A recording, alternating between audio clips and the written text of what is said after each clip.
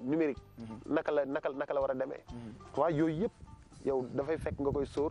dem kaaw ba. xalaatandoo ak ñoom. ne leen mais en 2020 naka lay demee. en 2025 naka lay demee. tu vois di xool xam nga rajo dafa bëri format. am na rajo communautaire. am na rajo généraliste. am na rajo commercial. am na rajo d'information. am na rajo musical. am na rajo jeune. maanaam lépp ay thématique la lépp ay thématique la bu nekk boo ko différencier rek. di nga ci mën a génn. te heure bu nekk. am na lu muy soxla. heure bu nekk. finalement est-ce que di nga noppalu rajo bi télé bi. publicité yi est-ce que finalement DJ Boubs dina noppalu. C'est de l'organisation en fait. Faut se réveiller. Mais comment tu t'organises? Parce que le matin déjà, toute la journée, toute la matinée, il y a un petit radio bi. Les après-midi, après déjeuner, parce que moi aussi j'ai enquêté. Dem lek, damat joy boîte encore. Le soir, tu pars manger et tu nga demat liggéey encore. En plus, soirée, spectacle yi, souvent da ngay pare tard. Ci ban moment la Boubs di nopp? Ma xool li sam papa daan def. Ba koy def. Sam papa da doon xëy suba. dem liggéey éducation nationale. wala mu dem liggéey Sénéfa. wala mu dem liggéey centre médico-scolaire. wala mu dem liggéey maison d'éducation Mariama Ba. 13h mu ñëw kër ga añ. 15h mu demaat liggéey. 18h30 19h mu ñëwaat ci kër gi. loolu laa koy jàppee. mais man dama am avantage dama bëgg sport. may teel a yeewu dawi. d'abord. su ma amee chance ça dépend heure julli fajar dafay changer. heure julli fajar bu changer. bu fekkee ni mu nga xool noo koy kale ak daw bi. dem dawi ñëw boo mënee dem julli fajar. d'accord boo fekkee ne xaju ci nga julli ci biir kër gi. sinon après boo paree yee booy yi. sang leen.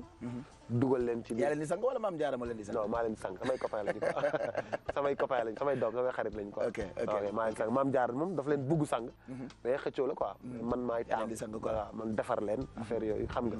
gérer fii mais les junior léegi day bañ ma sang ko. mais est-ce que parce que mu ngi màgg léegi. waaw léegi day bañ ma sang ko. mais est-ce qu'on peut dire que Boubs kon c'est un papa poule. très poule. ok donc pare xam nga dugal leen ci car bi. génn RFM. RFM ñëw gérer balaa def dara journaux yi xool actualité bi. defar publicité yi. commencé dëggantaan. def ak Alaaji Assane Gueye kaddu askan wi def dëggantaan. def dëggantaan 11h nga génn. xam nga def ay quelques rendez-vous. parce que man aussi damay def commercial. pour la rajo. dem wuti xaalis pour rajo bi dem wuti xaalis pour télé bi. def rendez-vous fii dem Sofiex fii dem Sénico fii dem fële. d'accord def tuuti commercial. ñëw dem sama gàlle. xam nga añ pare. joobi waat su ma amee fekkee temps wu café avec la. nga dem tourner café avec. bàyyi yeneen affaires yi. délégué ko ñeneen. dem tournage. café avec et tout ça. bu fekkee bon du chaque jour ngay tourner. man maay tourner lundi mardi mercredi. jeudi nga dem joobi télé. vendredi nga dem joobi télé samedi nga dem joobi télé. donc bul am temps booy defee leneen quoi. yow joobal rek. ok yow boo nekkee da leneen wóorul quoi. nekk ci leneen wóorul. nekk ci job bi rek moo wóor quoi. waaw nekk alors lan mooy sa rapport ak animateurs yi sa rapport ak ñoom. souvent Sénégal dañuy wax Boubs jubawul ak Pape Cheikh Diallo. ou Boubs dafa xuloo ak tel ou tel animateur. lan mooy sa rapport ak entre Boubs et les animateurs. foofu moo neex. dañoo mës a xuloo maa yow. non entre nous est-ce que man ak yow dañoo amoon tension bu mag ma ak yow. tension boo xam ne man maa la recevoir sama kër donc laisse-moi poser mes questions. loolu dafa neex loolu dafa neex man dama dégg ni dama xuloo ak yow. il paraît que da nga xuloo ak Pape Cheikh Diallo. waaw te Pape. man xam nga kañ laa la gëj a gis. defe naa Wally Seck bu daaw. boobu laa la gëj a gis na avant boobu. musuñu gisee lu dul. Dakar ne dort pas. ba ma la joxee lenge yi Dakar ne dort pas. ak bi ñu Youssou Ndour woowee. ñun ñëpp Futur Média. doon ñu ndokkale. boobu lañ ko gisee. et tu vois loolu dafa graaw quoi. am na sax ñu ñëw ne dañ may jubale ak yow. di ma seet si man leen mais man musuma xuloo ak Pape Cheikh. te Pape Cheikh ku ma xam ne man yow. bu dee yàlla rek ngay waxal. man jàmm laa la mos a yéene. te amul teraanga bu dul teraanga àdduna. bu ma sequl ak yow amul teraanga budul teraanga àdduna fu teraanga yam loolu laa seq ak yow mais bu ñu nee tey dama xuloo ak yow dafa am lii ak lii ak lii mais ba mu def tension ba ay nit di sol seen dàll di ñëw di ma seet Mbàkke di woote ñëpp di woote Serigne si di woote man leen mais man musuma xuloo ak moom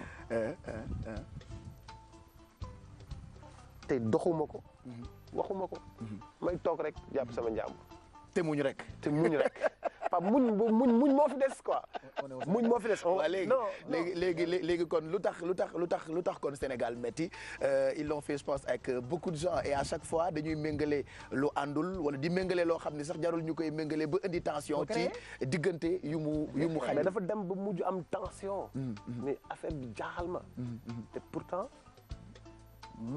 musuma def ak Pape TFM daf ubbi man ma ñëw seet si la ne la Pape foo ne Pape dama laa yittewoo de nga ne ma la ci oto bu gàtt ba waaw bu bula ba nga ñëw ci oto bu gàtt boyetu almet bi man la ñëwal bërëb sàngam nga ñëw ñu waxtaan ma ne Pape man kat damaa bëggoon kat xam nga li xew mooy def rajo def télé damaa bëggoon nga ñëw def télé yow da nga ma koy defalee rek man la pourtant defalee wu ma la ko de bu dee intéressé na la nga ne ma intéressé na ma woo Moustapha Diop ne ko Pape Cheikh a ngi ñëw waxal ak moom pour TFM mu commencé nga ñëw ne ma Boubs émission bi neex na de bii laa bëgg de man la loo bëgg ma jox la Pape ñu jël lee ngay jox la nga dem mais normal quand yow sa groupe bi nga nekkoon day monter télé nga dem normal ma ñëw assurer le reste normal ma ñëw assurer le reste mais il y avait une tension bu ngand boo xam ni mais non en toute franchise quoi est-ce que man mus naa la xuloo ak yow wala sax ñu gisee feneen parce que man xam naa ne aw ma jot te ni ma ñàkkee jot noonu nga ñàkkee jot est-ce que mus nañu gisee feneen fu dul ñetti gisee yooyu nga xam ni moom mooy bi ma la woowee ne la kaay ñu gisee pour Futur Média pour la télé elle commence kaay ma gis ñu daal di gisee ci bi ñu Youssou Ndour woowee groupe Futur Média yëpp pour ndokkale ñu ak bi may joxe lengay à part loolu est-ce que du loolu la Lamine di wax léegi nii Sénégal moo tax mu bëgg a xam comment tu fais maintenant pour gérer tout ça tension yi coow lii le fait que nga siiw ak yooyu naka nga koy gérer Pape c'est que man nag du ma déglu du ma def attention ci yu bari yooyu je reste concentré sur mon sujet quand je viens à la radio je viens pour faire de la radio quand je viens à la télé je viens pour faire de la télé rumeur yi daw rumeur yu bari yu nganta yu pata yi daw nga xëy suba ñu ne Boubs takk na ñaareel def ko ci journaux yi dëkk bii riir nga xëy suba ñu ne Boubs jàpp nañ ko prison ñu bind ko ci internet bi mi ngi prison du ma def attention ok je viens je reste concentré sur mon sujet je fais ce que j'ai à faire et je me casse te du ma waxu borne fontaine du ma waxu mbedd du ma ko jàpp léeg-léeg sax ñu ne ma lii xew na mais du ma ko gëm wala lii am na un peu comme moi man sama carcan laa nekk rek du ma ko gëm damay toog ci xam na ma du ma ko gëm mais léegi doo def comme man ñëw isolé wu fii ma ñëw nii xam nga dëkkuwaay bi xam naa ci gars yi seetaan ci télé bi sax il faut que ma may leen ci carte postale lu dëkk bi quoi parce que dëkk bi dafa isolé torop je suis à xaw ma ñaata kilomètres de Dakar boo xamante ne dëkk bi. Nduxura non séeréer wala. Nduxura dafa am Nduxura pël am Nduxura bambara ak Nduxura séeréer. ak Nduxura séeréer Nduxura xam nga yéen moo nekk ci kaw. waaw donc Nduxura yéen tubaab jalaaw et tout ça donc fii mooy Nduxura. et pour revenir un peu on a préparé benn best-of bu ndaw quelques temps forts de Boubs à la télé on a fait un mélange entre Millennium Star Café avec Dakar ne dort pas Weekend Star invité d'honneur ak yeneen calma langaan whatever ñu mosal ci tuuti téléspectateurs yi juste après on va revenir pour parler de tes plus belles rencontres je pense que su boobaa on va pas pleurer duñu triste on va pas parler de tension juste ñu mosal leen compile les temps forts de DJ Boubs. Regardez. Mesdames, Mesdemoiselles et Messieurs, bonsoir. Laissez-moi vous souhaiter la bienvenue sur le plateau de Millennium Star. Millennium Star, deuxième saison en exclusivité sur la RTS1. Samedi dernier, nous étions en compagnie de Oumar Pène, le lead vocal du Super Diamono, qui a placé la barre très haute. Mais mesdames, messieurs, ce soir, encore 2 candidates, justement sur le plateau de Millennium Star, parce qu'elles veulent devenir la star du Millennium. Qui de Aïda, Kodou, Penda et Zeyna sera la star du Millennium? À vous d'en décider, mesdames, messieurs. À vous d'en décider comment, justement pour voter, soit pour Aïda, soit pour Kodou, soit pour Penda ou pour Zeyna. Mesdames, messieurs, ce soir, nous débutons encore l'aventure avec Aïda et l'autre qui s'appelle Zeyna. Elle vient de très loin. Elle vient de Tambacounda. Allez, Zeyna de Tambacounda à Dakar. Il faut oser le tchac, le feeling et justement avoir envie de faire de la télé. C'est pourquoi elle est parmi nous ce soir. Bonsoir, Pape. Alors ça, c'est du style, hein? Alors, on l'applaudit s'il vous plaît, mesdames, messieurs. Zeyna, bonsoir. Ça va bien? Tranquille. Alors, elle va s'asseoir à l'instant même sur le plateau de Millennium Star en provenance, bien sûr, de Tambacounda. Elle représente et elle assure. bismillah dalal nañ la jàmm. dalal ak jàmm ñu nar a waxtaan tey toj fii ren. toj fii moom. jeex na. sama mbokku Pikinois nga aussi. nga ne ma. moo tax te très belle. Alors, Zeyna, na nga def? maa ngi fi moom. Alors ça c'est du boubs, hein. C'est des meilleurs moments, c'est quelques temps forts, même si am na yeneen yoo xamante ni. Mais comme on dit li duuf ci nag bi du xaj ci cin li ah bu fekkee yéen a ngi doog a àndandoo ak ñun je suis chez moi désormais je reçois chez moi mes amis sama ay invités fii ci dëkk bu xaw a sori Dakar tuuti villa bi ñuy doog a commencé émission bi gis ngeen ko et on recevra plein de monde en quinzaine ci télévision Futur Média donc ci ñi may njëkk a recevoir ki ma njëkk a recevoir di Boubacar Diallo defe naa ñun ñii di animateur référence la ci et puis c'est quelqu'un boo xamante ni jom ak fulla gi mu àndaloon moo ko may mu doon li mu doon tey kii kan la kii kan la Madame? kii kan la Madame na nga def? alors c'est une surprise hein. Ah oui, c'est une surprise Pape nag moom bokk na ci sa plus belle rencontre on a une autre surprise pour toi ah Pape lijjanti nga tey non Pape lijjanti nga madame. beneen surprise Badiane waay Tata Ndeye Anta Fall. waaw. maa ngi lay siyaare. maa ngi lay siyaare Badiane. waaw Pape. na nga def Badiane. ça va Diallo. maa ngi ci jàmm maa ngi ci jàmm. mbaa wéetu leen woon fi ma leen dugaloon. non wéetu ñoom def nañ fi ñetti fan. non bett. Kati Chimère fii lay lundem yelee ci kër gi est-ce que yëngu nga loolu. Kati Chimère Gueye borom këram a ngi ci biir de. ndeysaan Kati kontaan. waaw loolu la yàlla dogal. kontaan Chimère. ça va. Jaw na nga def. Jaw borom Ndar yaa ngi ci jàmm. ça va alhamdulilah. ndokkale. merci beaucoup. félicitations. merci c'est gentil. kontaan naa de. maa la gën a kontaan. félicitations. alors naka lune de miel bi. non dama guma lune de miel. ah dama gënoon lune de miel. non ok ana monsieur. monsieur nag nekk fi dëkk fi. ah dëkk fi. non fu mu Suisse la dëkk. dëkk. Suisse. ah il est en Suisse. waaw. d'accord et c'est que Badiane Baptiste moo la dar boobu ba tey. waaw lii la yàlla dogal. je sais que acteurs yi nekk ci Café avec bokk nañ ci ses plus belles rencontres. ouais. kii ndeysaan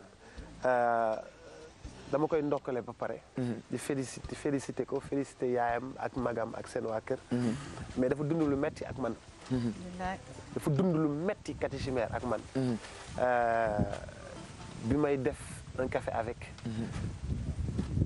moom fekk mu nekk Miss Sénégal 2008 je pense ou 2009 nekkoon moom tam ci ay taraf ñu présenté ma ko ne man ak Cheikh Yérim ñu waxtaan ñu ne moom la ñuy jël. et tout ça mais bi ñu annoncé que ni dama ko takk ñaareel. tremblement de terre boobu mosuma ko gis sama àdduna. tu as eu des problèmes ak sa jabar. non j'ai pas eu du tout parce que ma femme elle était au courant. De tout ce qui allait se passer. De tout ce qui allait se passer. Elle était vraiment au courant. Sa famille était au courant. Donc c'est les Sénégalais qui n'étaient pas au courant. Mais dafa dund lu nekk ak man. ñu ne dem nañ ci mariage bi lekk nañu ci beñe yi. ñu ne sax dañ ko takk suuf finalement dañ ko takk suuf lu ne ñu wax ko. mais terewul fa mu toogoon boobu ba tey jógu fa mu nga fa toog.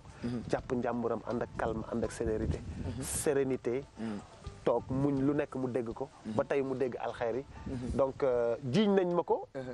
lu ne jiiñ nañ ma ko ak moom mais terewul dama constant comme ni nga doon wax liggéey sama liggéey concentré wu sama sujet bañ a xool leneen moo tax tey dama kontaan bett nga ma bett bu ma neex madame naka la léegi Ndoye. alors madame Ndoye parle-nous un peu de sa tase ak Boubacar Diallo defe naa moom wax na ko bokk na ci ay rencontres yu gën a neex et c'était pas évident il y a eu beaucoup de commentaires ku nekk di wax Cathy Chimère DJ Boubs Cathy Chimère DJ Boubs moi man jaar naa ci émission bi j'ai très envie à l'époque maa ngi takkoon doomu Aïda Patra que je salue d'ailleurs il faut que ñu wonewaat sama passage ci café ci café avec ci émission bi c'est pas tonton Mac il faudrait que je sais pas ndax Cathy dafay tontu ba pare ñu doog a wane extrait sama passage ak sama ex jabar ci café avec wala ñu bàyyi la nga wax ba pare parle-nous un peu de sa tase ak moom. Pape Cheikh tout d'abord maa ngi lay nuyu di la remercier bu baax. di nuyu aussi Boubacar Diallo.